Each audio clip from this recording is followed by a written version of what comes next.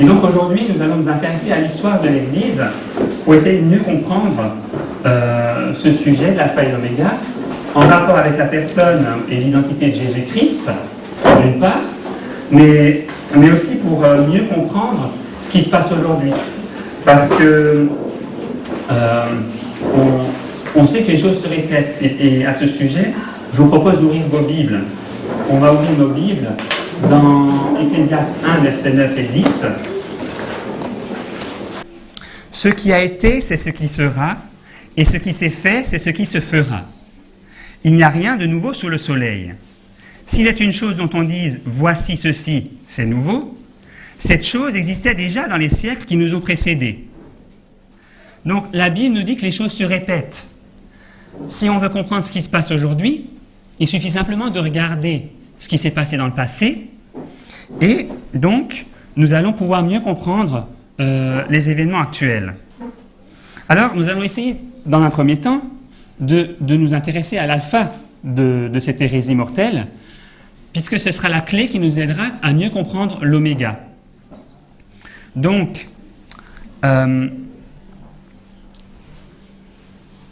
l'alpha a débuté avec un docteur très très célèbre dans notre Église, le plus célèbre à l'époque, qui a donc écrit un livre qui s'appelait Le Temple Vivant. Et dans ce Temple Vivant, il a mis donc l'alpha des hérésies mortelles. On ne va pas signer ça en rouge. C'est l'alpha des hérésies mortelles. Et Sir White nous a clairement dit que dans le livre Le Temple Vivant se trouve l'alpha des hérésies mortelles et que l'oméga suivra et sera reçu de ceux qui ne sont pas disposés à recevoir l'avertissement donné par Dieu.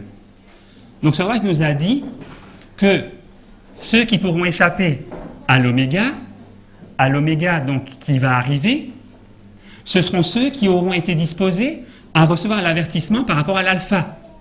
Donc, le seul moyen pour nous de comprendre l'oméga et de pouvoir y échapper, c'est de nous intéresser à l'alpha et d'accepter les avertissements qui ont été donnés à ce sujet.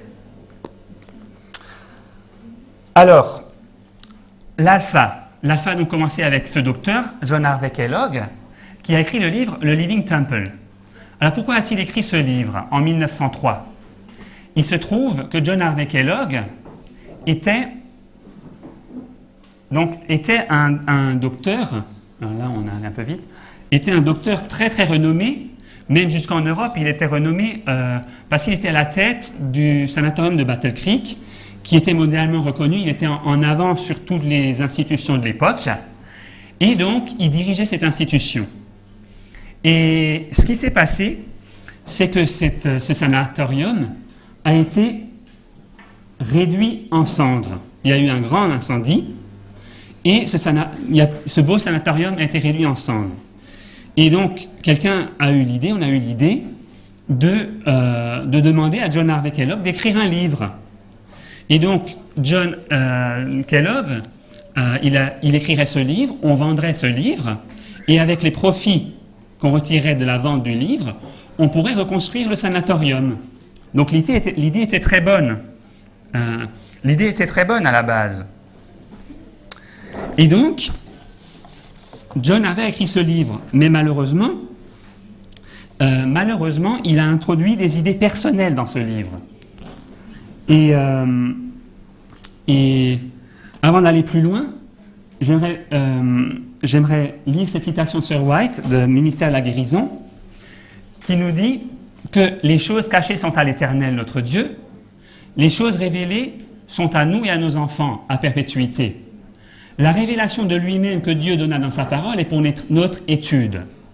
Cela, nous pouvons chercher à le comprendre, mais il ne nous est pas permis d'aller plus loin. Parce que souvent, quand on dit qu'on va parler de la personnalité de Christ, du Saint-Esprit, on dit « Attends, c'est un mystère, il ne faut surtout pas en parler. » Mais il ne faut pas parler de ce que nous ne savons pas. Mais ce qui nous est révélé est à nous et à nos enfants. Et Sir White nous dit bien que cela, nous pouvons chercher à le comprendre. Mais il ne nous est pas permis d'aller plus loin. Et malheureusement, Kellogg, lui, a voulu aller plus loin. Et Sir White l'a très bien dit, il ne savait pas vers où tendaient ses pas. Mais dans ses écrits récents, ses tendances vers le panthéisme ont été révélées. Donc, dans ce livre qu'il a écrit, il a introduit des idées personnelles, et ces idées personnelles étaient à tendance panthéiste. Elle dit aussi « L'enseignement au sujet de Dieu qui est présenté dans le Living Temple ne convient pas à nos étudiants. Ceux qui expriment de tels sentiments à son sujet montrent qu'ils s'éloignent de la foi. Il y a un avertissement clair qui a été donné là. » Et alors, Kellogg, on peut se poser la question, mais qu'est-ce qu'il a bien pu mettre dans son livre pour justifier des avertissements aussi forts de la part de la servante du Seigneur? Qu'est-ce qu'il a bien pu dire qui n'allait pas, qui était une hérésie? Quelle était sa croyance au sujet de Dieu? Alors, surtout qu'elle va loin, elle dit que c'est donc l'alpha des hérésies mortelles. Alors, si c'est une hérésie mortelle, c'est quand même grave. C'est pas juste une erreur de compréhension.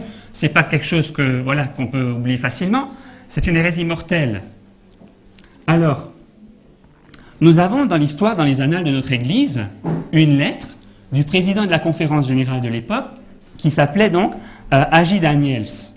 Et A.J. Daniels, à cette période-là, où Kellogg a écrit son livre, il a été très alarmé par une discussion qu'il a eue avec John Kellogg au sujet de son livre. Et donc, il a écrit à Willie White, le fils d'Ellen White, pour justement exprimer son inquiétude. Donc, il a écrit à Willie White et il a exprimé son inquiétude au sujet de ce livre, le Living Temple, parce que Kellogg, comme Sir White a fait, entre guillemets, de la mauvaise publicité pour son livre, il a voulu le corriger, dire « il est bien maintenant, c'est bon, je l'ai corrigé ». Donc Kellogg écrit ici à Willie White. Alors, on va lire cette lettre. « Depuis la fin du conseil, je me suis senti poussé à vous écrire confidentiellement à propos des plans du Dr Kellogg pour la révision et la réédition de Living Temple. » Il a voulu réviser et rééditer. Kellogg me dit que plusieurs jours avant de venir au conseil, il avait pensé à tout cela et commençait à voir qu'il avait fait une petite erreur en exprimant ses vues. Il affirma ensuite que ses anciennes vues concernant la Trinité l'avaient empêché de faire une déclaration absolument claire et correcte. Mais qu'en peu de temps, il était venu à croire à la Trinité et pouvait à présent voir assez clairement où se trouvait toute la difficulté. Il croyait pouvoir arranger tout cela de façon satisfaisante. Alors là, on a Kellogg qui dit, donc, oui, c'est vrai, il y avait un problème dans mon livre, il y avait du panthéisme, mais bon, c'est parce que je ne croyais pas à la Trinité. Maintenant, je vais pouvoir reformuler tout ça comme il faut, ce sera acceptable, parce que j'ai enfin adhéré à cette doctrine donc, qui m'a éclairé. Alors, il continue en disant à Willie White, il me dit qu'il croyait à présent à Dieu le Père, Dieu le Fils et Dieu le Saint-Esprit, et que sa compréhension c'était que c'était Dieu le Saint-Esprit et non pas Dieu le Père qui remplissait tout l'espace et tous les êtres vivants. Il dit que s'il avait cru cela avant la rédaction du livre, il aurait pu exprimer ses vues sans donner la mauvaise impression actuellement donnée par le livre. Je plaçais devant lui les objections que je trouvais à cet enseignement et essayais de lui montrer que l'enseignement était tellement contraire à l'Évangile que je ne voyais pas comment il pouvait être révisé en changeant quelques expressions. Alors, est-ce que cette expression Dieu le Père, Dieu le Fils et Dieu le Saint-Esprit, ça vous est familier? Ah oui, bien sûr, c'est exactement ce qu'on enseigne aujourd'hui.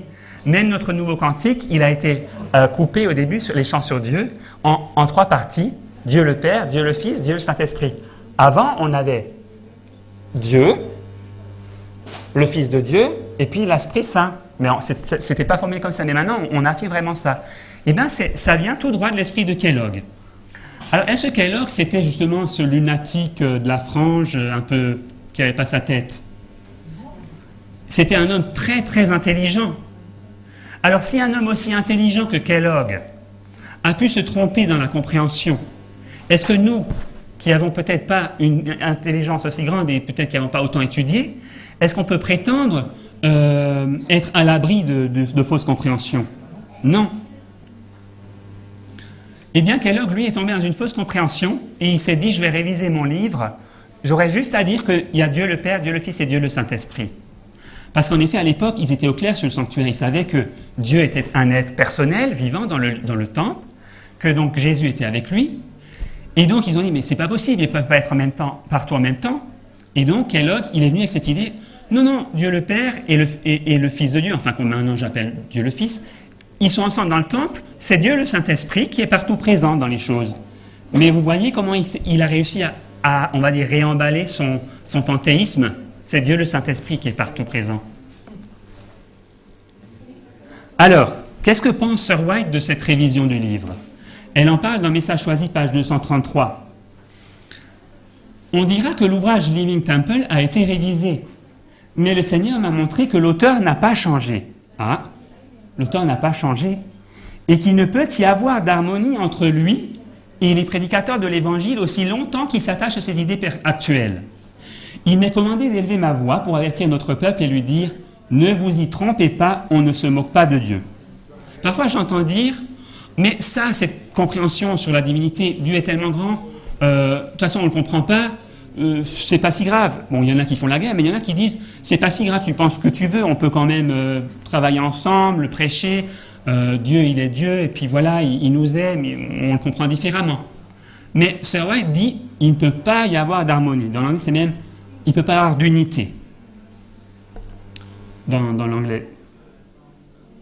Et elle dit aussi à Kellogg, dans sa lettre qu'elle lui a écrite, « Vous n'êtes pas vraiment au clair au sujet de la personnalité de Dieu, qui est tout pour nous en tant que peuple. Vous avez pratiquement détruit le Seigneur Dieu lui-même. » Vous vous rendez compte? Cette doctrine qu'il enseignait, ça revenait à détruire le Seigneur Dieu lui-même. Est-ce que c'est une chose secondaire, détruire le Seigneur Dieu lui-même? Ça ne peut pas. Ça peut que être une chose gravissime. C'est pour ça qu'elle a réagi. Alors on dit parfois, elle n'a pas réagi, elle a trouvé qu'elle était d'accord. Alors, qu'est-ce qu'il croyait réellement, ce John Harvey Kellogg? Il en était arrivé à croire en la Trinité. Il croyait donc en Dieu le Père, Dieu le Fils et Dieu le Saint-Esprit.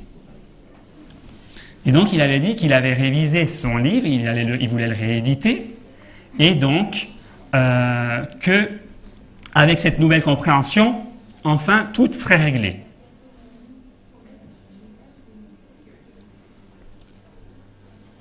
Alors, il y a une chose qui a été dite qui a beaucoup attristé Sir White, et je pense qu'il attriste encore aujourd'hui, et on le voit ici dans le Message choisi, page 237, c'est que quand Kellogg il a révisé le livre, il a commencé à dire quelque chose de très grave.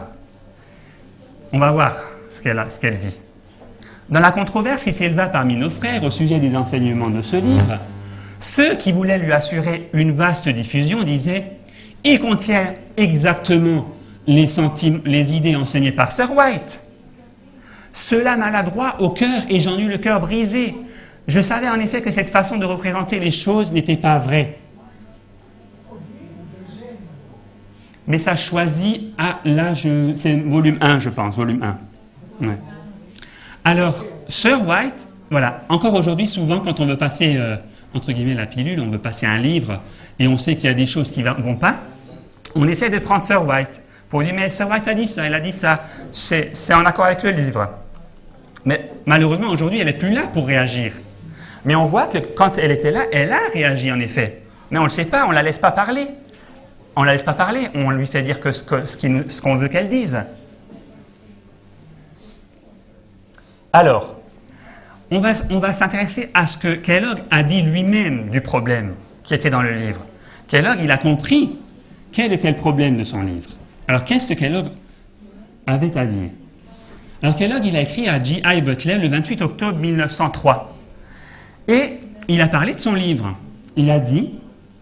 Aussi loin que je puisse le concevoir, la difficulté rencontrée dans le Living Temple peut être entièrement résumée par cette question. Quelle question? L'Esprit Saint est-il une personne? Ah, c'est une question que vous avez déjà entendue? Kellogg, c'est lui qui était le premier à soulever cette controverse. Vous dites non. J'ai supposé que la Bible enseignait cela parce que le pronom personnel « il » est utilisé lorsqu'on parle de l'Esprit Saint. Vous avez déjà entendu cet argument? Sir White utilise le pronom « il » et a dit avec tant de mots, l'Esprit Saint est la troisième personne de la divinité. Que l'Esprit Saint soit la troisième personne et ne soit pas une personne du tout est une chose que j'ai du mal à concevoir. Alors, si Dr. John Harvey Kellogg avait du mal à le concevoir, est-ce que ça vous étonne que nous puissions parfois avoir quelques difficultés à comprendre les choses, que ça ne vient pas d'emblée, ah ben c'est évident, il faut creuser, il faut étudier, il faut peser les arguments, les textes, remettre dans le contexte pour comprendre. Parce que Kellogg, c'était une des plus grandes têtes pensantes. Bon, il était docteur, mais il écrivait des livres, il était intelligent. Et il n'arrivait pas à comprendre ça. Il y a quelque chose qu'il ne comprenait pas là. Eh bien, Sir White, il a dit « Je suis contrainte de m'opposer à l'assertion que les enseignements du Living Temple peuvent être soutenus par des passages de mes écrits. Il se peut qu'il y ait dans ce livre des expressions et des sentiments qui sont en harmonie avec mes écrits, et il se peut qu'il y ait dans mes écrits de nombreuses déclarations qui, tirées de leur contexte et interprétées d'après l'esprit de l'auteur Living Temple, pourraient sembler être en harmonie avec les enseignements de ce livre. Cela pourrait donner un soutien apparent à l'assertion que les sentiments du livre Le Living Temple sont en harmonie avec mes écrits. Mais à Dieu ne plaise que ce sentiment ne prévale. Alors, est-ce qu'on a aujourd'hui des livres qui prennent des citations de Sir White, qui les assemblent d'une certaine manière et qui présentent un enseignement? Moi, je pense par exemple à l'Évangélisé, où on a tout un chapitre, la Trinité. Alors, on a des citations. Ah ben oui, elle dit c'est une personne. Ah, l'Esprit Saint marchait dans le camp. Ah, alors il y a des... Ah ben oui. Mais on sort tout du contexte et on fait dire quelque chose à Sir White. Et ça, elle en était consciente. Elle dit même, il y avait de nombreuses idées qui sont dans ses écrits, elle en était consciente, qui pourraient sembler être en harmonie avec les enseignements de son livre. Donc il nous faut être prudent, il faut aller plus loin. Mais elle disait, à Dieu ne plaise que ce sentiment ne prévale. Elle était inquiète. Voilà. Et elle disait, il n'est pas prudent de faire confiance à Dr. Kellogg. Je ne me risque pas à le faire. Je ne lui ai pas écrit beaucoup récemment, mais il se peut que je doive lui envoyer quelque chose bientôt. Je n'ai pas la moindre confiance en son attitude présente sur de nombreux points. J'apprends que malgré tout ce que j'ai écrit au sujet de Living Temple, un livre qui fut écrit sous l'inspiration de qui? Du grand séducteur. Malgré les nombreux messages très clairs que j'ai délivrés dans la revue en Herald et les lettres écrites aux frères responsables, Dr. Kellogg n'accepte présentement qu'un petit nombre des erreurs qu'il a faites. Il pense toujours que j'ai enseigné les mêmes erreurs durant les années passées, donc les erreurs que lui enseigne. Cela révèle un aveuglement qui dépasse tout ce que l'on peut concevoir. Parfois, on pense qu'il était de mauvaise foi, qu'il savait la vérité, mais il voulait enseigner l'erreur. Non, il était aveuglé. Il croyait sincèrement qu'il disait la vérité. Et souvent, c'est ces personnes qui sont les plus efficaces à répandre l'erreur, c'est celles qui croient sincèrement que leur erreur est vérité. Et c'est ce que beaucoup d'entre les adventistes, on va dire, de l'Église organisée pensent de nous par rapport à la Trinité. Ils y croient, donc voilà, mais ils sont dans l'erreur. Alors, il nous faut vraiment étudier pour être sûr, pour nous-mêmes, que nous sommes dans la vérité. Et l'histoire nous donne beaucoup d'éléments. Alors, on peut se poser la question, est-ce que Ellen White était vraiment trinitaire comme on veut nous le faire croire aujourd'hui? Est-ce qu'elle croyait en Dieu le Père, Dieu le Fils et Dieu le Saint-Esprit? Si elle est un vrai prophète et qu'elle croyait en Dieu le Père, Dieu le Fils et Dieu le Saint-Esprit, on peut se demander la question, de quel droit a-t-elle repris Kellogg pour avoir mis ces choses-là en lumière? Pourquoi elle n'a pas dit, mais c'est très bien, Kellogg, il a exprimé une lumière importante. Elle l'a fait pour John C. Wagoner. Elle a dit, mais c'est une grande lumière qu'ils ont délivrée. Écoutez-les, même ils l'ont exprimé encore mieux que moi, j'aurais pu jamais l'exprimer. Alors pourquoi elle n'a pas dit la même chose de Kellogg? Kellogg a apporté une grande lumière. Parce que j'ai entendu dire aujourd'hui des gens même qui prêchent sur la famille de l'Oméga qui disent non, sur Dieu, la compréhension de la Trinité que Kellogg avait, c'est la bonne. Il était panthéiste, c'était ça son erreur, mais sa Trinité était juste. J'ai entendu ça. Alors là, elle continue, elle écrit donc à Kellogg encore des lettres, elle dit vos idées sont mystiques, elles sont destructrices, elles perturbent le fondement de notre foi. Et elle lui dit donc si vous permettez à votre pensée d'être à ce point distraite, vous donnerez une mauvaise empreinte à l'œuvre qui fit de nous ce que nous sommes, des adventistes du 7e jour. Et malheureusement, on voit que ça a eu lieu dans l'histoire. C'est lui qui a donné cette mauvaise empreinte. Alors, quel était le fondement de notre foi à l'époque? Qu'est-ce qu'à l'époque, on peut se poser la question, qu'est-ce qui était à l'époque contemporaine d'Ellen White, était enseigné au sujet, par exemple, de l'Esprit Saint, puisque on a vu que le grand problème dans son livre, c'était son enseignement au sujet de l'Esprit Saint. Lui, il disait, c'est une personne, Sir White l'a dit de toute façon. Alors, on va voir ce qui était enseigné à l'époque. Alors, Uriah Smith, lui, disait, le Saint-Esprit, c'est l'Esprit de Dieu. C'est aussi l'Esprit de Christ. John Wagoner a dit, ici, nous voyons que le Saint-Esprit est en même temps l'Esprit de Dieu et l'Esprit de Christ. Tout ça, c'est biblique. Hein? Oui, c'est biblique, oui. C'est dans les évangiles. Oui. Ouais.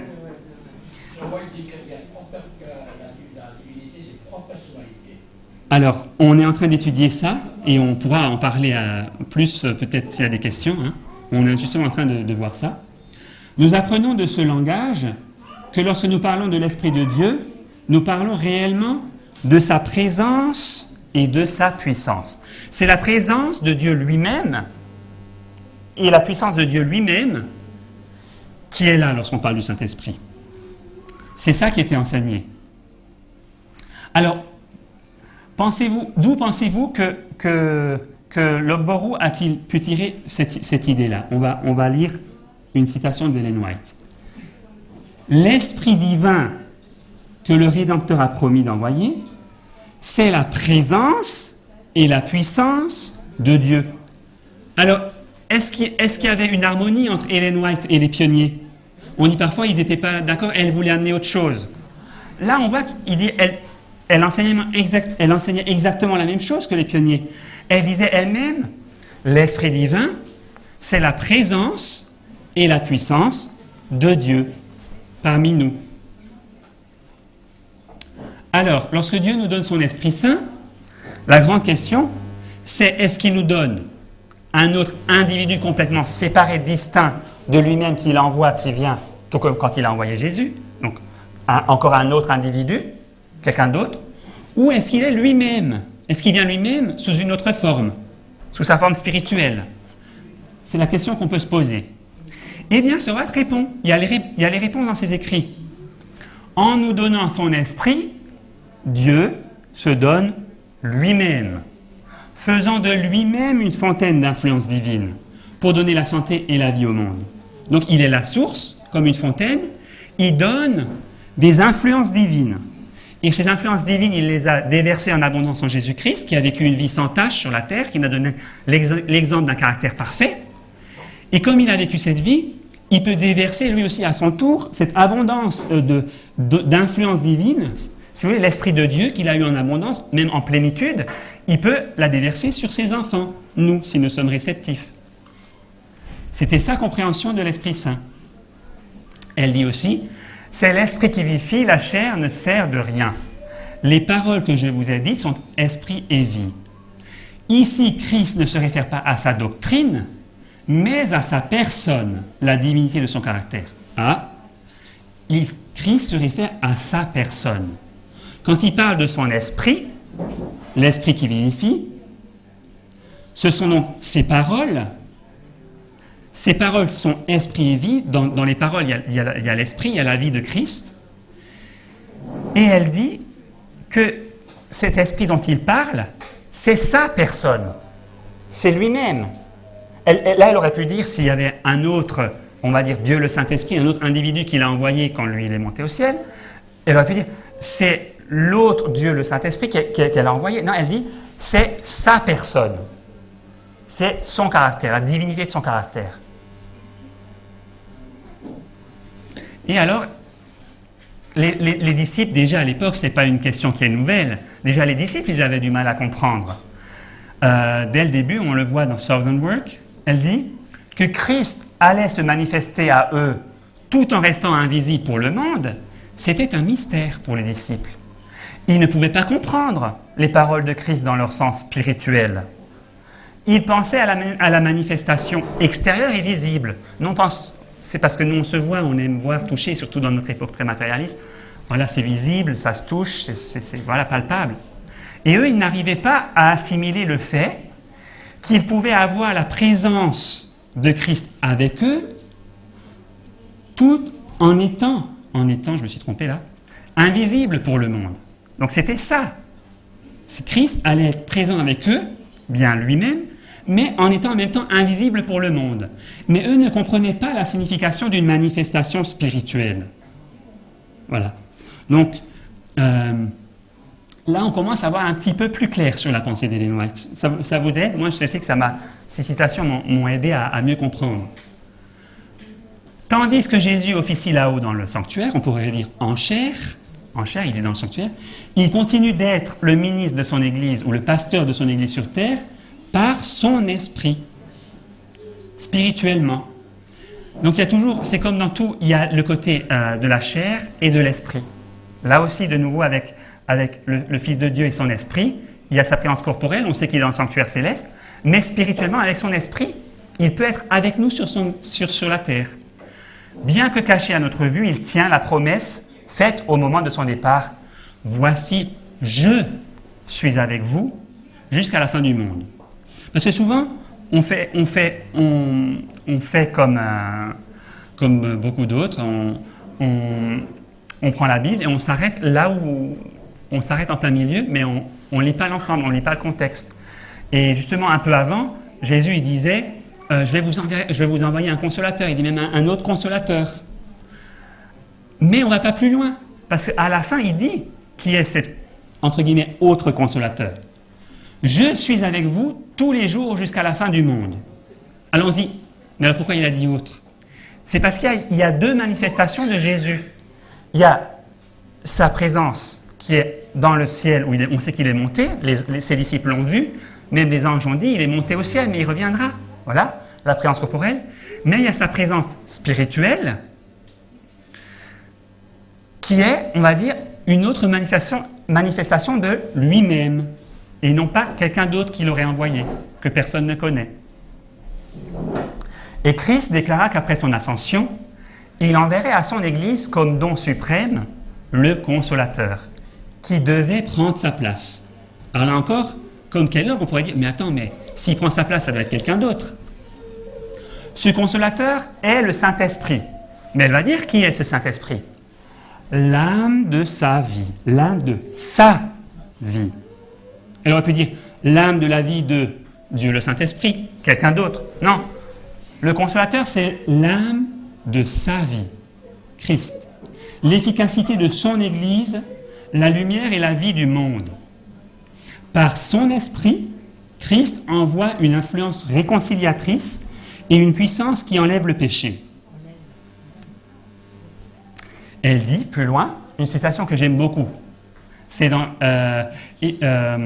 Jésus-Christ, page 805. Parce que souvent, alors, au début, quand on étudie, on ne connaît pas toutes les citations. Et on dit, mais le Saint-Esprit, c'est un souffle. Et le souffle, alors on dit, mais non, c'est faux, c'est pas un souffle, c'est pas possible, c'est quelqu'un. Et alors, on lit l'Esprit de prophétie avec cette nouvelle, entre guillemets, un petit post-it qui est là, qui dit, ah, il faut faire attention à ce sujet, quand on est en train de réfléchir. Et alors, on lit le livre de Jésus-Christ, et on arrive à cette citation. Le Saint-Esprit est le souffle de la vie spirituelle dans une âme.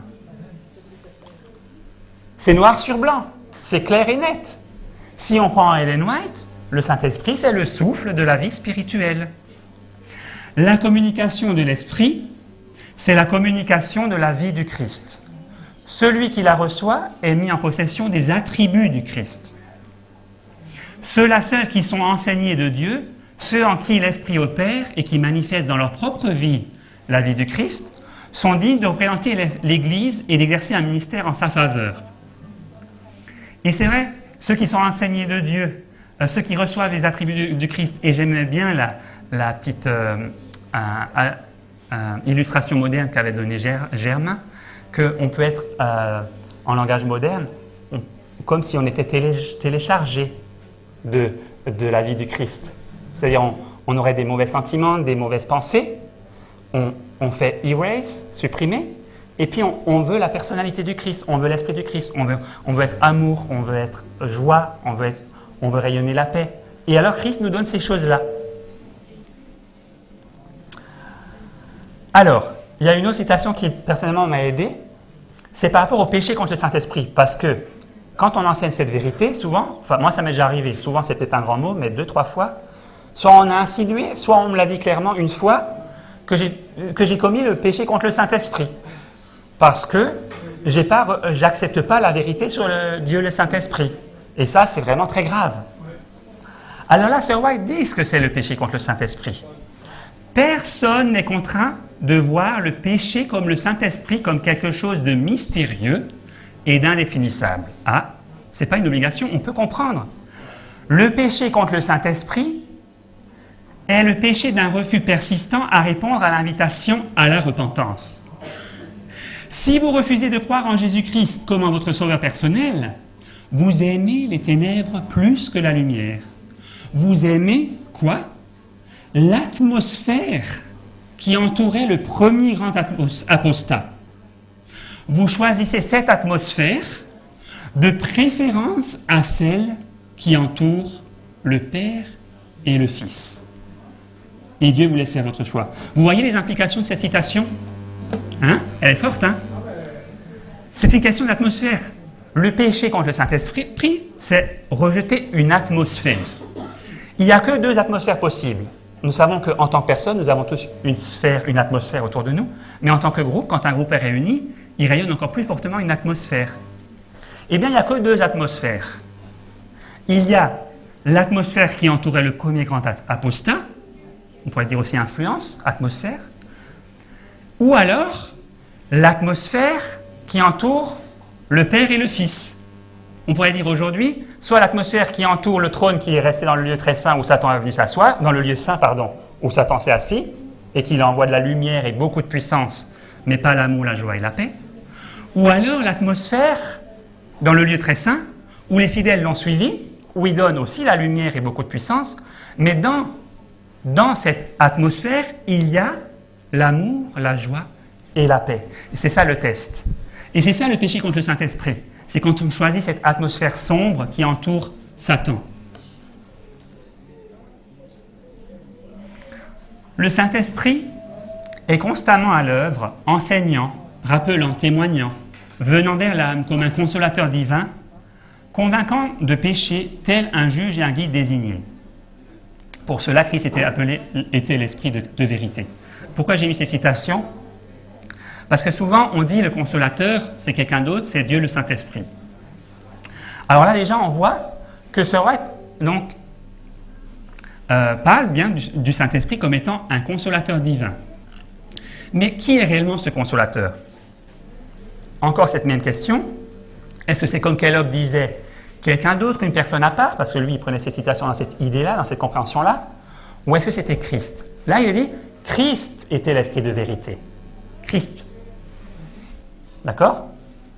Le Saint-Esprit, c'est l'Esprit de Christ qui est envoyé à tous les hommes pour leur donner la plénitude, afin que par sa grâce, nous puissions être complets en lui. Le Seigneur a pourvu à ce que nous soyons toujours sous l'enseignement et l'influence du Saint-Esprit. Et là, c'est une citation très forte aussi par rapport au consolateur. Le Saint-Esprit est le consolateur, c'est la présence personnelle de Christ pour l'âme. Elle aurait pu dire, c'est la présence personnelle de Dieu l'Esprit, un autre individu. Non, c'est la présence personnelle de Christ, le Saint-Esprit. C'est le consolateur, c'est Christ.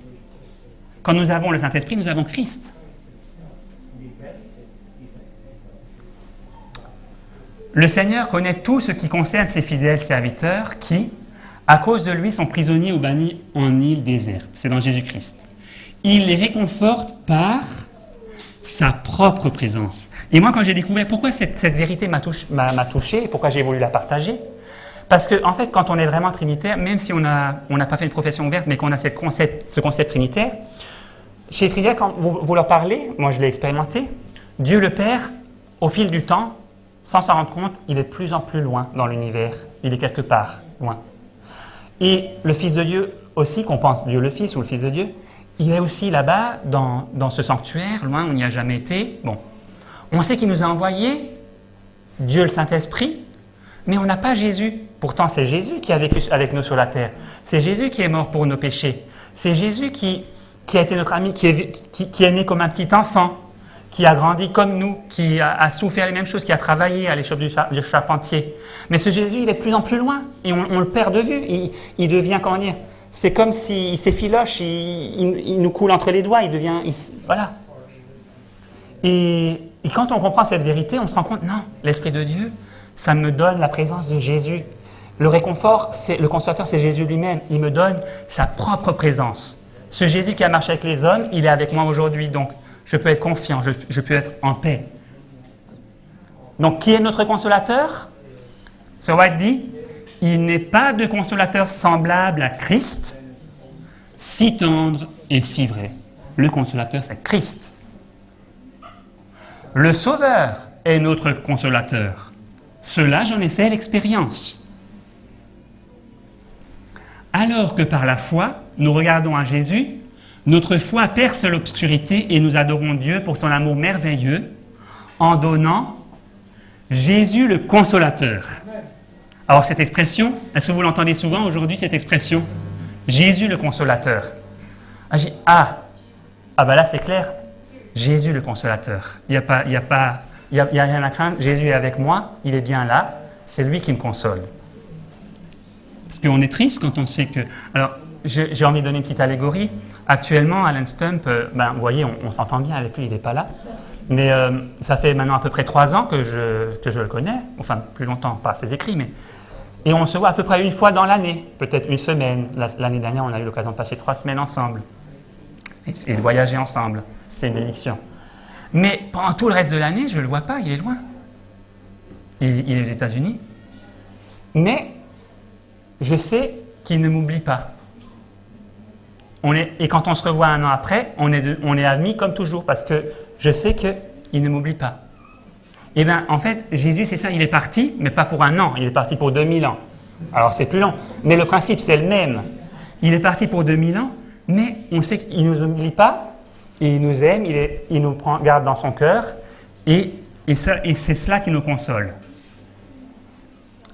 Et puis Jésus, il est divin, donc il a cette faculté d'être partout présent, de voir réellement, concrètement, d'entendre ce qui se passe. Alors, est-ce que j'ai reculé là? Donc ça, je l'avais déjà montré, d'accord. Alors voilà, c'est ce que j'ai expliqué avant. On a ce Jésus qui a vécu avec nous, qui est né en simple homme, qui a travaillé, qui s'est fait baptiser comme nous. Il a voulu donner l'exemple. Il a souffert Gethsémane. Il est mort sur la croix pour nous. Puis, un jour, il est monté au ciel sur les nuées. Et donc, à ce moment-là, nous disent nos théologiens modernes, il nous aurait envoyé quelqu'un d'autre. Quelqu'un d'autre que personne n'a marché avec lui, personne ne l'a vu, personne n'a pu être son ami. On ne sait rien trop de lui, il est très volatile. Il serait peut-être dans le ciel, mais on ne sait pas s'il était dans le conseil, non.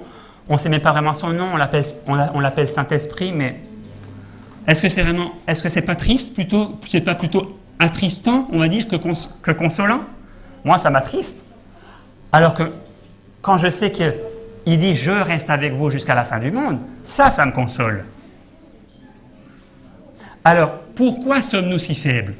On se pose la question, souvent je me suis posé la question, pourquoi aujourd'hui sommes-nous si faibles, nos églises sont-elles si faibles? Sir White nous donne la réponse. La raison pour laquelle les églises sont faibles, maladives et sur le point de mourir, c'est que l'ennemi a fait entrer des influences d'une nature décourageante pour les faire subir à des âmes tremblantes. Il a cherché à cacher à leur vue Jésus comme étant le consolateur. Quelqu'un qui reprend, qui avertit, qui les exhorte en disant « C'est là le chemin, marchez-y ». Ah, pourquoi sommes-nous si faibles? On a perdu de vue Jésus. On a perdu de vue notre consolateur. Alors, si on n'est pas consolé, quand on est triste, si quelqu'un vient nous consoler, après on reprend du courage. Allez, on va de l'avant. On a quelqu'un qui est là, on sait qu'on n'est pas tout seul, quelqu'un nous console. Mais si personne ne nous console, on perd de vue le vrai consolateur. On nous dit, il y aurait quelqu'un d'autre, bon, personne ne le connaît vraiment, on ne sait pas trop, puis c'est très flou, et puis c'est un mystère, et puis... Est-ce que ça vous console? Non, on est triste. Et alors, on est faible, maladif, et sur le point de mourir. Alors, on va s'intéresser au Fils de Dieu, parce qu'il y a les deux aspects. On a vu par rapport à Kellogg, donc ce qu'enseignaient les pionniers par rapport à l'Esprit Saint, donc, mais aussi, on va s'intéresser à ce qu'enseignaient nos pionniers par rapport au Fils de Dieu.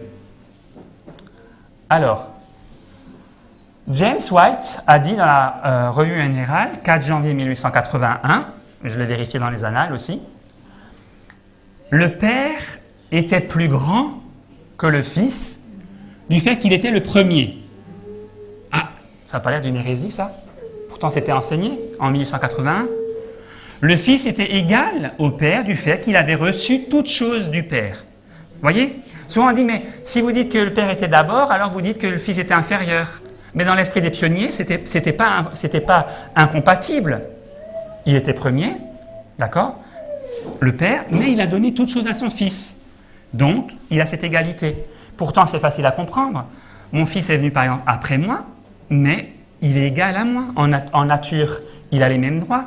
Si quelqu'un lui fait du tort, il ira en prison tout autant que s'il me fait du tort à moi. Il n'a pas une valeur inférieure pour autant. Alors, que disait John Harvey Kellogg? Alors, souvenez-vous ce qu'a dit notre ami Alan Stump hier, que notre plus grande université aujourd'hui porte le nom de John Harvey Kellogg. Pardon, de Andrews, je commence à être fatigué.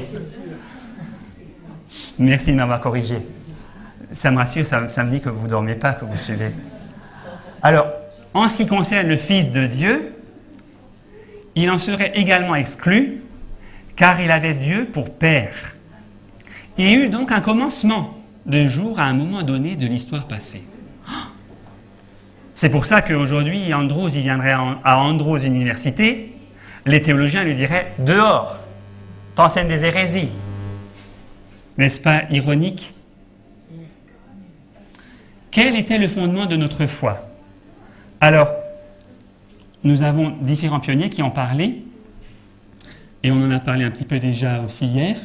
Wagoner a dit « Très tôt, il y eut une classe de personnes qui transforma la doctrine de la Trinité en trithéisme, et au lieu de 3 personnes divines sous l'économie du Père, du Fils et du Saint-Esprit, parlait de 3 êtres collatéraux, coordonnés et existants d'eux-mêmes, en faisant 3 principes absolus et indépendants, sans aucune relation de Père ou de Fils, ce qui représente la notion la plus claire de 3 dieux.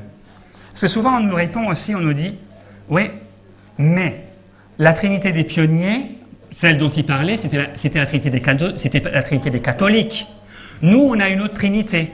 Nous, on considère bien qu'il y a 3 êtres distincts. » Mais même nos pionniers, ils connaissaient cet enseignement. Ils appelaient ça le trithéisme, tout simplement. Ils disaient 3 êtres. 3 êtres, donc collatéraux, coordonnés, existants d'eux-mêmes, 3 principes absolus et indépendants, sans aucune relation de père ou de fils. Voilà, donc cette notion-là, qui était la notion de la Trinité version Kellogg, que nous avons gardée jusqu'à presque aujourd'hui, quoique maintenant le livre officiel de Andrews dit que le Père, le Fils et le Saint-Esprit sont consubstantiels. Jusqu'à récemment, il disait 3 êtres. Mais dans le livre récent de Andrews, ils utilisent donc cette notion catholique qui a un être de une substance dans laquelle se trouvent ces 3 hypostases, comme on avait entendu hier. Donc des termes qui sont très philosophiques, qui viennent tout droit du catholicisme. Voilà. Alors, il dit aussi, très tôt, il y a eu une... Alors, ça j'ai déjà dit. Que disait Logborough? Logborough, le premier pasteur qu'on a eu dans l'adventisme, il a dit dans la revue adventiste, ces objections à la Trinité, c'est qu'elle est premièrement contraire au bon sens, deuxièmement contraire aux Écritures, son origine est païenne et fabuleuse. Ce n'est pas vraiment en accord avec le bon sens de dire que 3 sont 1 et que 1 est 3, comme certains l'expriment en appelant Dieu le Dieu Trin ou le Dieu 3 en 1. si le Père, le Fils et le Saint-Esprit étaient chacun Dieu, il y aurait 3 dieux, car 3 fois 1 n'est pas égal à 1, mais à 3. Je pense que ce n'est pas trop compliqué. Alors, le Fils de Dieu.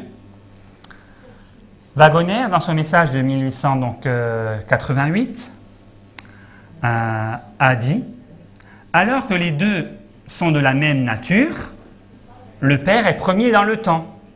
Il est aussi plus grand du fait qu'il n'a pas eu de début, alors que la personnalité du Christ eut un début. » Voyez-vous ?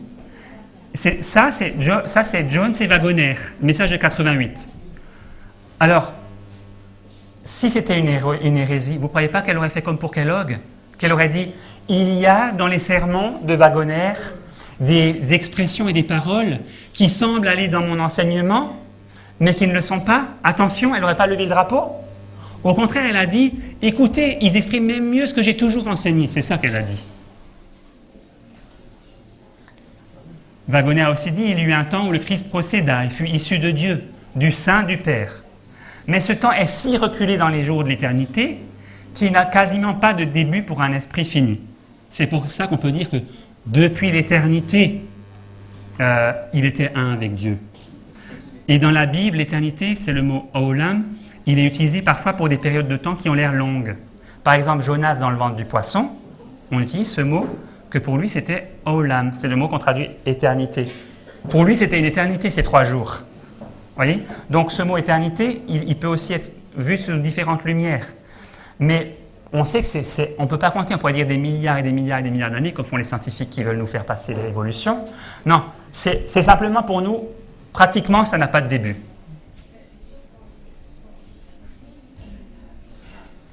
Alors, est-ce qu'il n'y aurait pas un parallèle justement avec ce que disait Ellen White, un accord? Parce que White a dit aussi, sa vie divine ne pouvait pas être évaluée par des calculs humains. L'existence de Christ avant son incarnation ne peut pas être mesurée par des chiffres. Voilà. C'est tout simplement impossible à mesurer. Elle ne donne pas plus d'informations, elle dit simplement on ne peut pas le mesurer. C'est trop grand. Alors, on va voir 2 citations. Entre ce qu'a dit Wagoner dans Christ et sa justice, donc par rapport au message de 88, on sait que ce livre Christ et sa justice est le document écrit le plus proche de l'enseignement 88 qui nous reste, et ce qu'a dit Sir White dans Signe des temps le 30 mai 1895. Et là, j'ai mis un petit code couleur justement pour montrer les parallèles. Alors, d'abord, on a Wagoner qui a dit « Les anges sont fils de Dieu comme le fut Adam ». Par création. Les chrétiens sont des fils de Dieu par adoption, d'après Romains 8, 14 et 15. Mais le Christ est le Fils de Dieu par sa naissance. Et c'est ainsi que le Christ est l'image expresse, ou l'image, oui même, de la personne du Père. Parce qu'il est né de Dieu. Alors, qu'est-ce qu'a dit Sir White? Sir White a dit « Dieu a tant aimé le monde qu'il donna le seul Fils qu'il avait engendré. » Non, on pourrait interpréter, mais là elle explique ce qu'elle veut dire.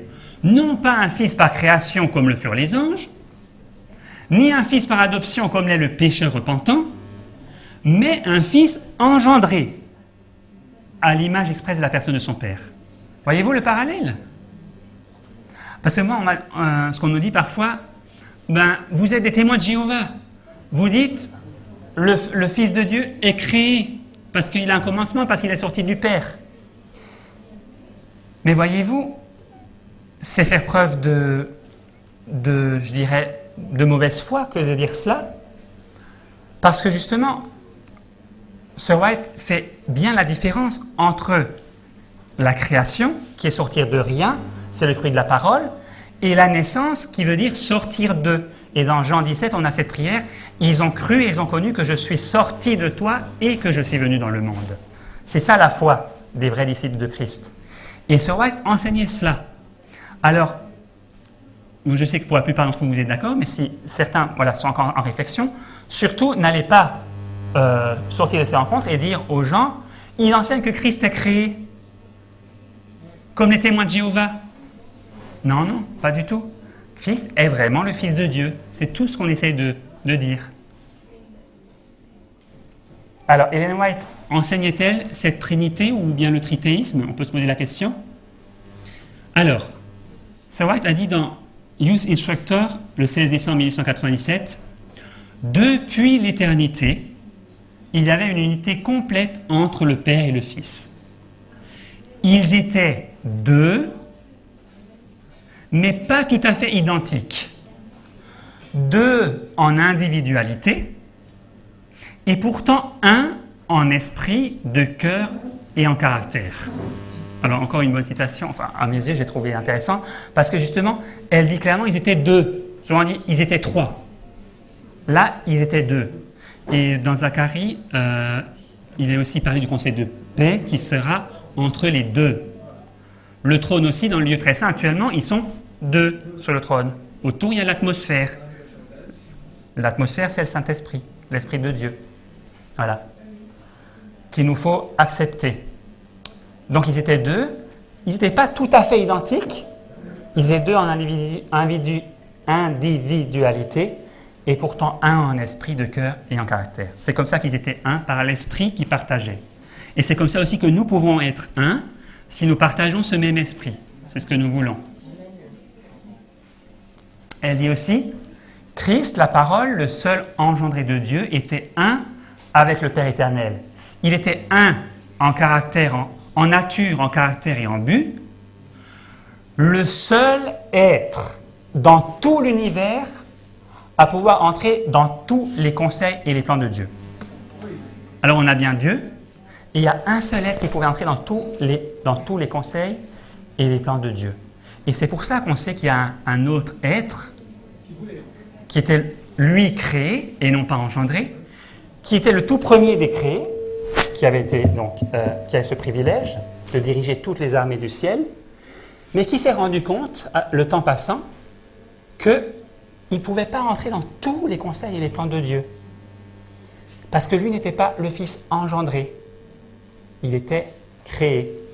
Et donc, malheureusement, il n'était pas obligé, il n'aurait pas eu au besoin, mais malheureusement, il a permis à des sentiments de jalousie de prendre place. Il s'est dit, peut-être j'aurais dû... baisse un petit peu. Peut-être que j'aurais droit, j'ai le droit, c'est injuste, j'ai ce droit d'entrer dans ce conseil. Alors, est-ce que je peux faire comme ça? Ça arrive.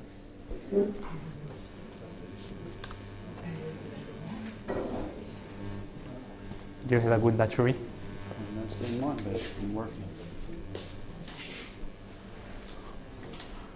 Alors, on voit cette citation de Sir White dans le Youth Instructor qui dit clairement que le Père et le Fils seuls doivent être exaltés. Alors moi, je ne sais pas vous, mais moi, pendant des années, presque toute ma jeunesse, j'ai chanté ce chant « Père, je t'adore ». On a d'autres chants. « Père, je t'adore ». Après, c'est comment? « Jésus, je t'adore ». Et après, « Saint-Esprit, je t'adore ». Mais est-ce que dans la Bible, on a un verset qui nous dit ça? Non. Non? La Bible, il n'y a nulle part un texte où on nous enseigne à adorer le Saint-Esprit. Le Père et le Fils, seuls, doivent être exaltés. Alors, est-ce que ça marche? Voilà. Alors, Dieu est le Père du Christ. Le Christ est le Fils de Dieu. Au Christ a été donné une position élevée. Il a été fait l'égal du Père.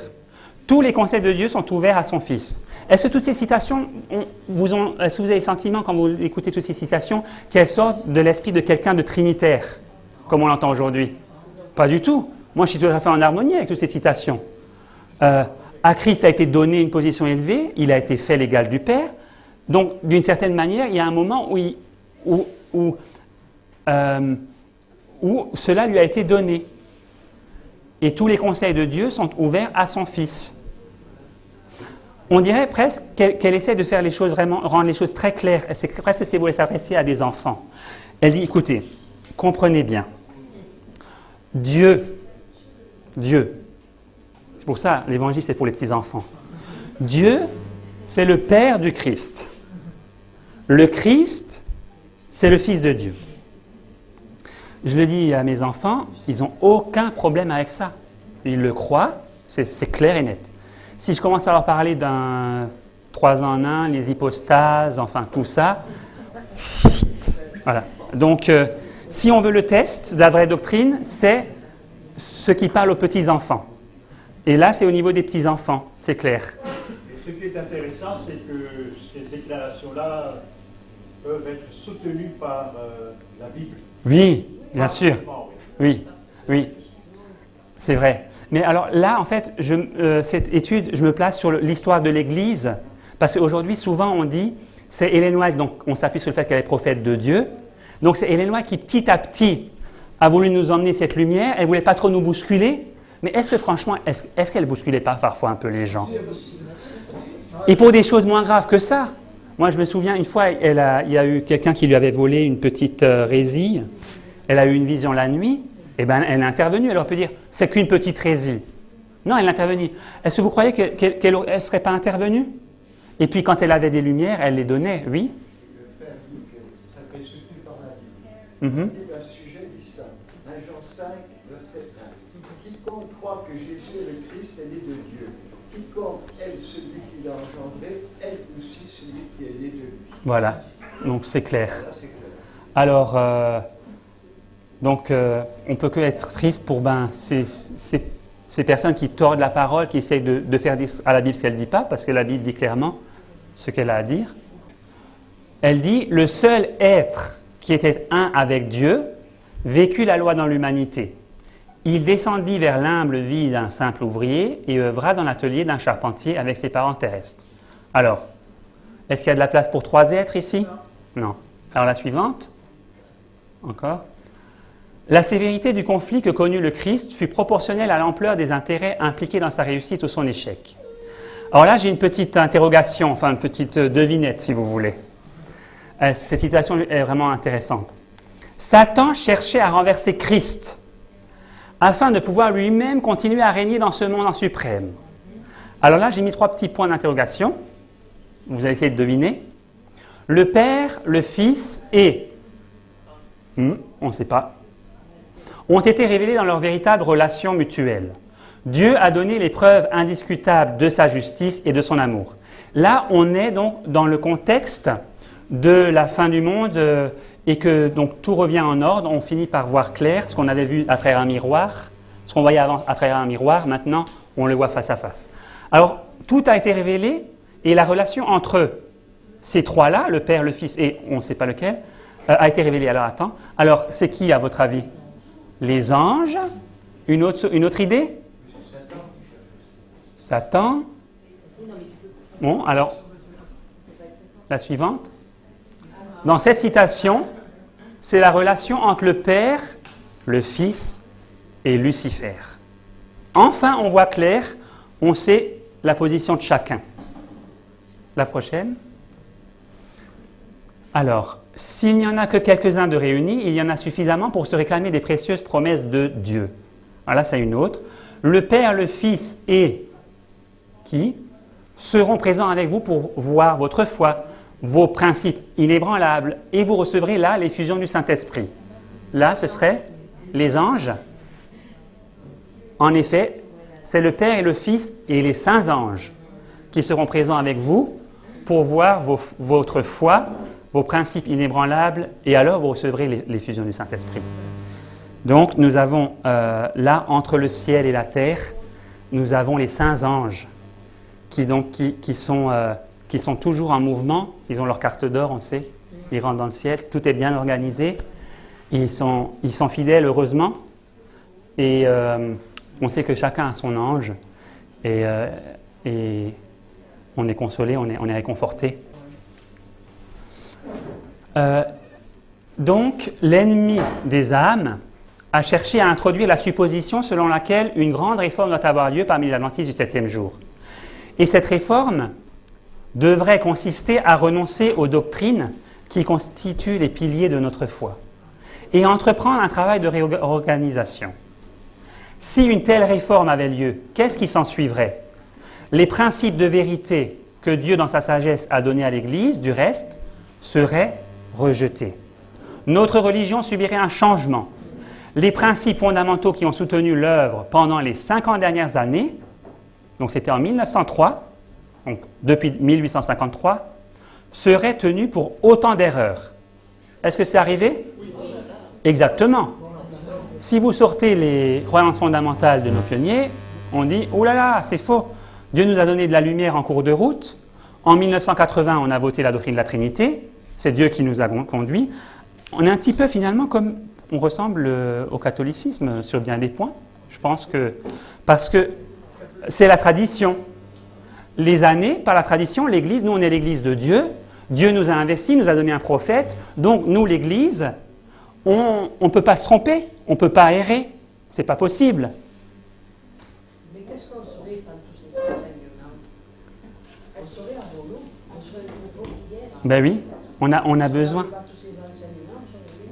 Ouais, c'est pour ça qu'il nous faut creuser l'histoire et étudier, et pas prendre pour argent comptant tout ce qu'on nous dit.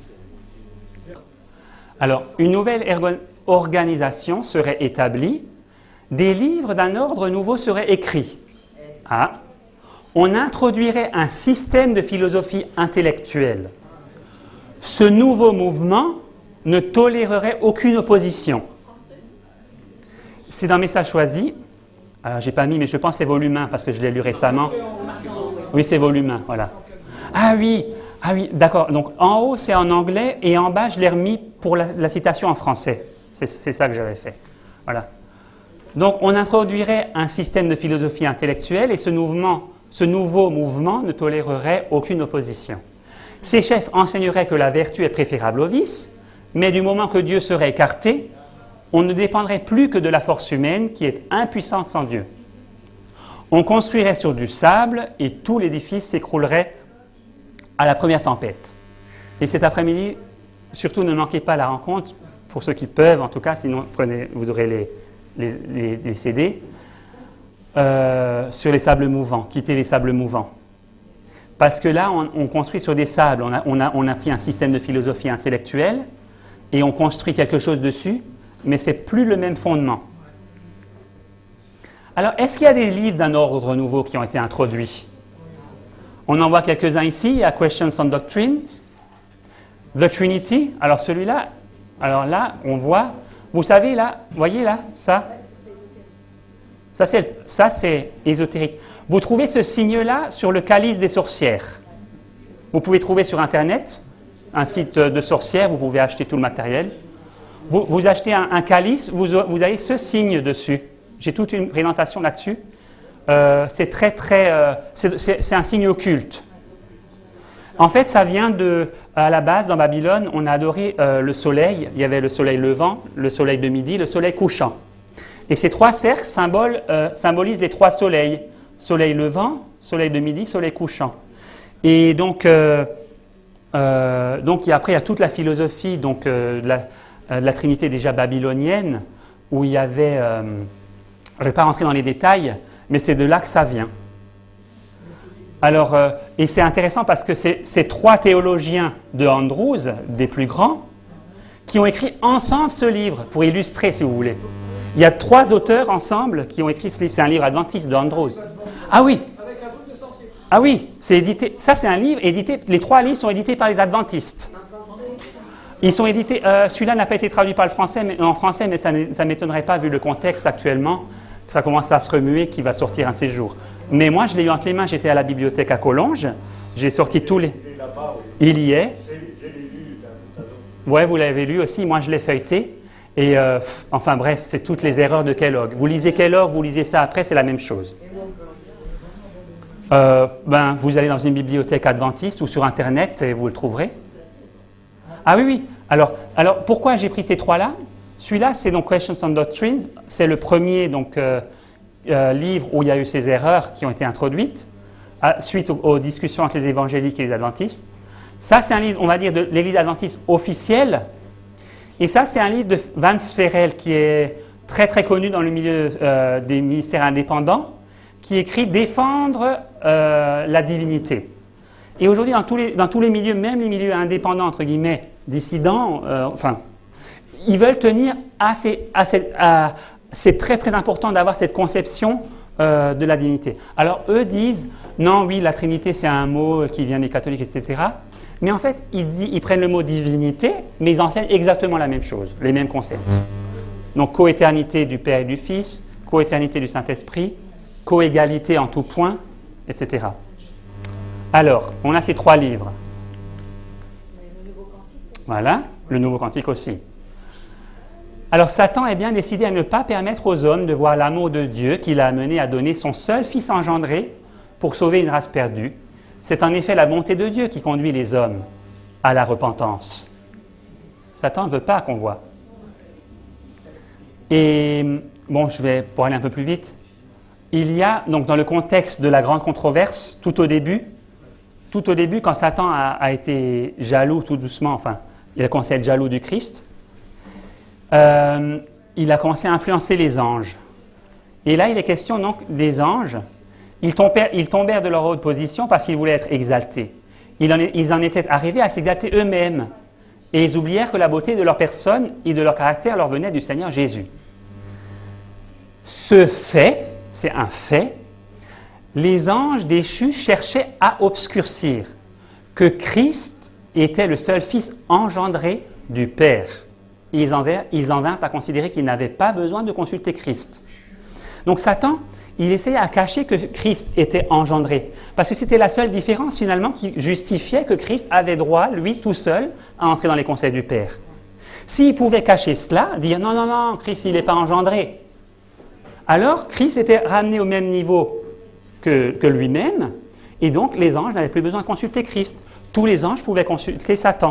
Vous voyez comme il a été très très subtil. Hein? Alors, et bien là on a ce livre de Vance Ferrell, Milieu Self-Supporting, mouvement indépendant. Christ, il dit dans son livre, Christ a toujours été le Fils de Dieu. Il n'y a jamais eu de temps où il est sorti du Père. Est-ce que c'est compatible avec la prière de Jean 17 ? Ils ont cru et ils ont connu que je suis sorti de toi. Il n'y a jamais eu de temps où il est sorti du Père. Il apparaît que cette affirmation résout tous les problèmes au sujet de la filialité du Christ. Je ne sais pas pour vous, moi, ça ne résout pas le problème. Hein. S'il est Fils de Dieu mais qu'il n'est jamais sorti, alors le sens des mots, pourquoi utiliser des mots ? Pourquoi pas dire il est son ami ou son collègue ? Pourquoi dire il est son fils ? Si c'est une hérésie. Pourquoi il n'aurait pas dit c'est mon ami ? Donc il dit aussi, alors là, regardez bien le langage utilisé dans ce livre. Hein.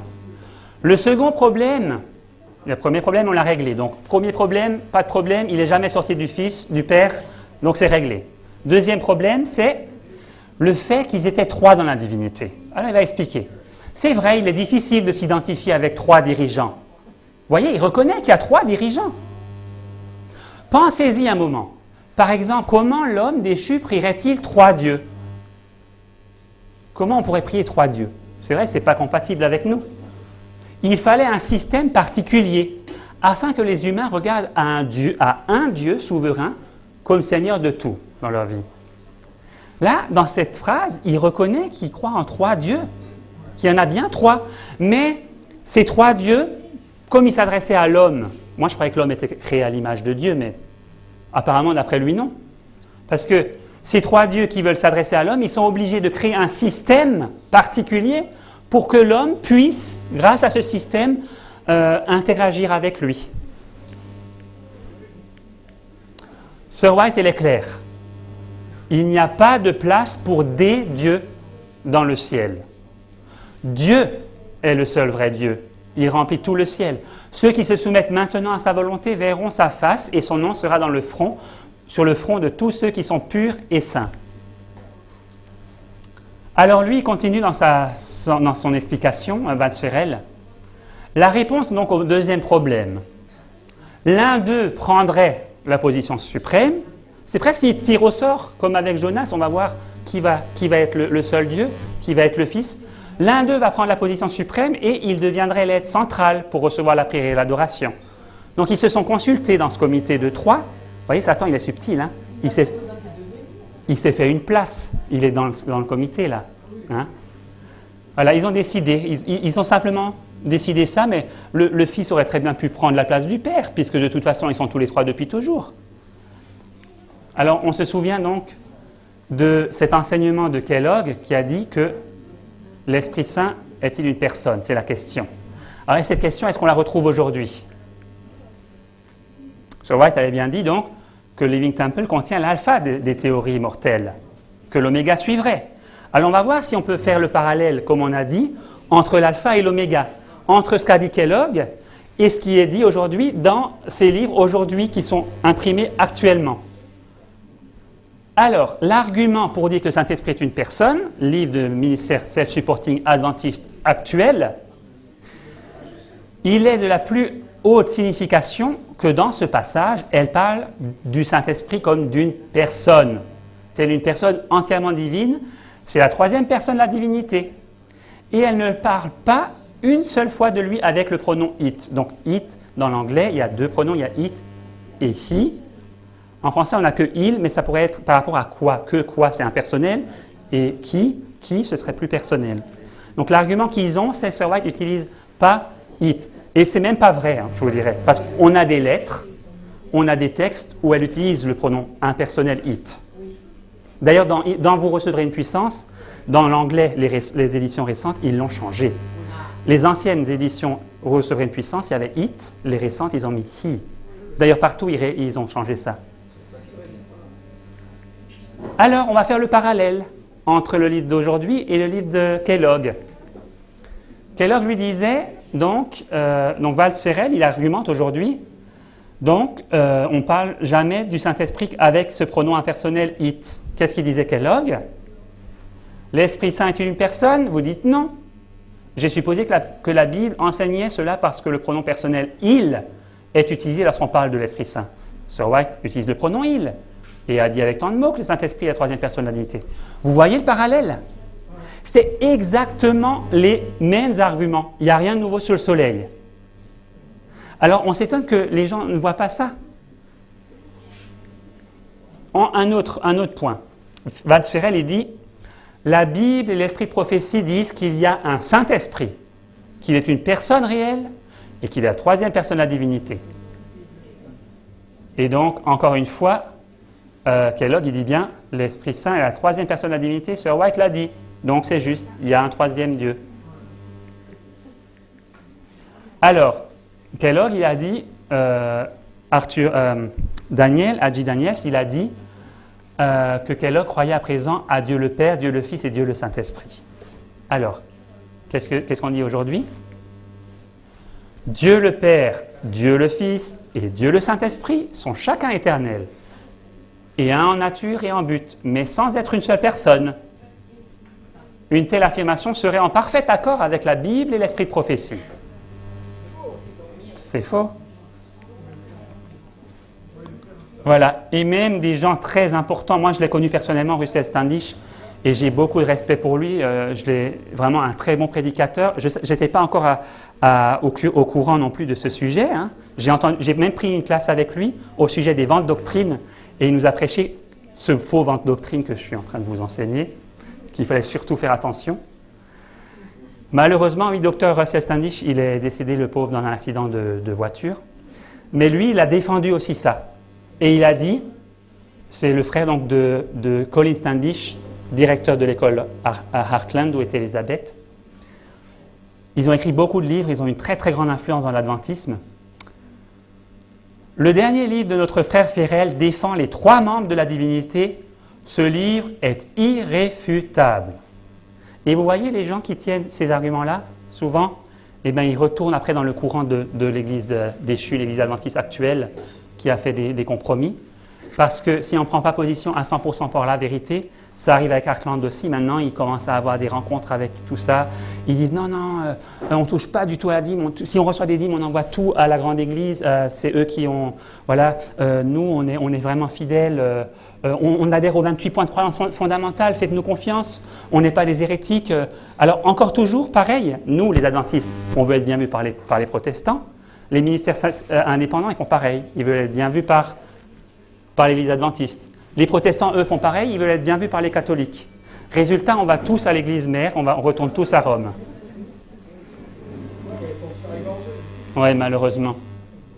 Et c'est vrai qu'il l'avait dit clairement, dans le livre Living Temple, se trouve l'alpha des hérésies mortelles, l'oméga suivra, et sera reçu de ceux qui ne sont pas disposés à recevoir l'avertissement donné par Dieu. Donc, suivons l'avertissement qui a été donné par Dieu par rapport à l'alpha. Elle a bien dit, on dira que ce sont mes écrits qui défendent ces théories, c'est pas vrai. À Dieu ne plaise que cette idée ne prévale. Malheureusement, elle a prévalu. Mais elle serait bien triste de voir ce qu'on lui fait dire.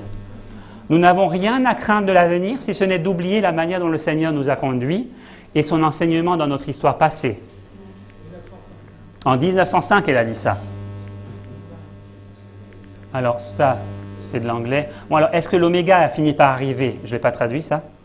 On le voit, donc, dès 1931, dans le livre annuel, hein, jusqu'en 1915, jusqu'à l'année de la mort d'Ellen White, les doctrines étaient non trinitaires. Dès qu'elle est morte, dès qu'elle est décédée, on n'a plus du tout publié les doctrines pendant 16 ans. Jusqu'en 1931, c'était silence complet. D'ailleurs, en 1919, il y a eu une conférence biblique et ça a été sur le sujet de la divinité. Ça a été tellement houleux, ils ont dû tout fermer. Toutes les annales ont été mises dans un coffre à clé et ils ont attendu des années avant de le rouvrir. Et ils ont attendu 1931 et là, d'une façon par la porte de derrière, je dirais, ils ont mis derrière le manuel d'église, déjà qui n'avait pas été voulu par Dieu, mais à l'arrière, sans rien voter, ils ont mis un set de croyances fondamentales modifiées. Et là, ils ont mis le mot, la doctrine de la Trinité pour la première fois, pas dans sa version intégrale, mais il y a cette notion que la Trinité consiste dans le Père, le Fils et le Seigneur Jésus-Christ. Le Fils Jésus-Christ et le Saint-Esprit. C'était la première introduction, mais il a fallu encore laisser mûrir 50 ans avant que ce soit voté officiellement à une conférence générale à Dallas en 1980. Voilà. Et donc, on voit que tout ce qu'elle a dit, les points clés, se sont réalisés. On a abandonné les doctrines qui constituaient les piliers de notre foi. On a rejeté les principes de vérité. Notre religion a été changée. Les principes fondamentaux de 1853 à 1903 sont considérés comme autant d'erreurs aujourd'hui. Il y a une nouvelle organisation qui a été établie. Il y a des livres d'un ordre nouveau qui ont été écrits. Il y a un système de philosophie intellectuelle qui a été introduit. Tout ça, c'est du passé. Dieu, le Dieu de la Bible, a été écarté. Et ce fondement est posé effectivement sur du sable mouvant. Tout ce qu'on attend, c'est de le voir s'effondrer. Et c'est ce qui va arriver aussi. Donc, Matthieu 7, versets 24 à 27. Eh bien, cette citation, ce verset si important, c'est la confession de foi de Pierre qui a dit, quand Christ lui a demandé, « Vous, qui dites-vous que je suis ?» Simon-Pierre a dit, « Tu es le Christ, le Fils du Dieu vivant. Sur ce rocher, je construirai mon Église. » Et donc, c'est sur le Christ, le Fils de Dieu. Voilà. Alors, il y a beaucoup de gens qui sont amenés à rejeter la lumière céleste pour leur opiniâtreté, par leur opiniâtreté, par l'orgueil qui les fait maintenir leurs opinions. Ils s'attachent à des idées qu'ils chérissent, à des interprétations fantaisistes de l'Écriture et à des dangereuses hérésies. Si un témoignage est donné pour corriger ces erreurs, ils s'en vont mécontents, comme d'autres l'ont fait au jour du Christ. Et ceux qui cherchent, c'est ce qu'on disait là, dans le plan de Dieu, il entre d'offrir suffisamment de preuves du caractère divin de son œuvre pour convaincre ceux qui sincèrement cherchent à connaître la vérité. Mais il n'écarte pas tout prétexte à celui qui veut douter. Et il y aura toujours des occasions pour discuter et contester. Voilà, j'ai mis disputer, mais le mot anglais, je pense, c'est dispute. Ça veut dire chercher des controverses, des discussions. Voilà. Alors, quand on présente le message de vérité, il n'y en a que très peu qui disent « Est-ce que c'est vrai ?» Est-ce que c'est ça qui devrait être notre filtre? Est-ce que c'est vrai ou est-ce que c'est faux? C'est ça qui devrait nous intéresser. Non. La plupart du temps, on demande « Mais qui est-ce qui défend cette idée? Qui est-ce qui défend cela ?» Et on estime en général d'après le nombre de ceux qui l'acceptent. Et on continue à poser la question y a-t-il quelqu'un parmi les savants et les chefs religieux qui ait cru? Et aujourd'hui encore, c'est pareil. On dit, est-ce qu'il y a-t-il des gens? Eh bien, heureusement, ce n'est pas toujours le cas, mais je peux vous dire, ben oui, on est content, il y a des gens, même parmi les érudits, à l'époque où il y avait Nicodème, il y avait des gens que Jésus avait touchés qui ont pris leur position. Et on a vu hier notre frère Henri Razoloff qui a pris la parole. On est très heureux de voir qu'il était à Collonges aussi, qui était enseignant là-bas. Il a le courage de se tenir. Donc c'est une consolation pour nous. C'est une grande consolation. Mais ce n'est pas ça qui doit nous faire décider que c'est la vérité. Il se pourrait qu'il n'y ait personne. Il se pourrait qu'on n'ait personne de Collonges ici aujourd'hui. La vraie question, c'est est-ce que c'est vrai? C'est la seule question qui doit déterminer. Le fait que la vérité n'est pas reçue avec empressement par le grand nombre ou par les grands de ce monde, ou même par les conducteurs religieux, ne constitue pas un argument contre elle. Voilà. Donc, je termine sur cette pensée-là, si vous la voulez. Voilà. Donc,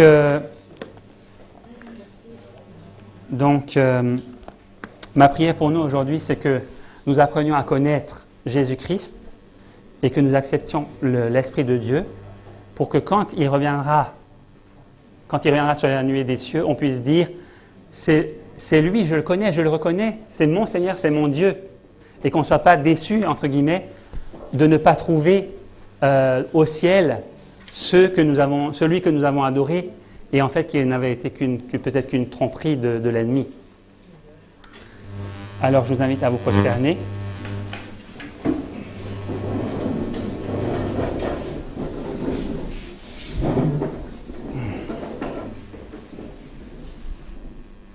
Éternel, notre Père, nous te remercions, nous te louons parce que tu pourvois un moyen pour que tes enfants puissent connaître ta vérité, ta précieuse vérité.